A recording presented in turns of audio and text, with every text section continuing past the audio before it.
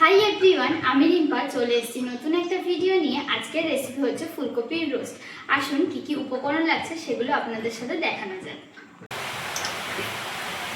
ঘি দেওয়ার পরে আমি এবার কেটে রাখা ফুলকপিগুলো একে একে দিয়ে দেবো।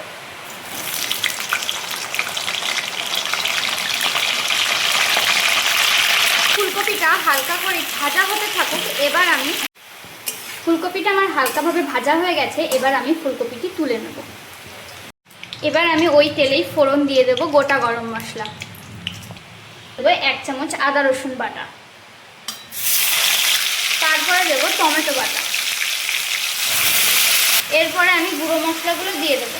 সামান্য একটু লঙ্কার গুঁড়ো দিয়ে দেবো, 1 চামচ দিয়ে দেবো ধনে গুঁড়ো, 1 চামচ জিরের গুঁড়ো, ভালো করে নাড়াচাড়া করে নেব। এরপর আমি ফেটানো টক দইটা দিয়ে দেবো। এখানে আমি 50 গ্রাম টক দই নিয়েছি। এরপরে আমি এই বাটা মশলাটি দিয়ে দেবো, যেটা প্রথমে আমি ভালো করে ভেজে নিয়েছি। এর সাথে আমি 1 চামচ পোস্তও বেটে নিয়েছি। এরপরে দিয়ে দেবো আমি স্বাদ অনুযায়ী লবণ।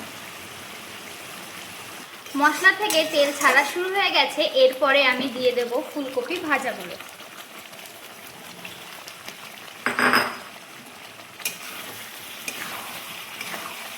পরিমাণ মতন জল দিয়ে দেবো। জল দেওয়া হয়ে গেছে, এবার আমি ঢাকা দিয়ে দেবো। রান্নাটি সম্পূর্ণভাবে হয়ে গেছে। আসুন এবার নামিয়ে নিয়ে যান। রান্নাটি সম্পূর্ণভাবে হয়ে গেছে। বাড়িতে একবার এইভাবে বানিয়ে দেখবেন, দুর্দান্ত লাগে খেতে। আর আমাকে কমেন্ট বক্সে জানাতে ভুলবেন না।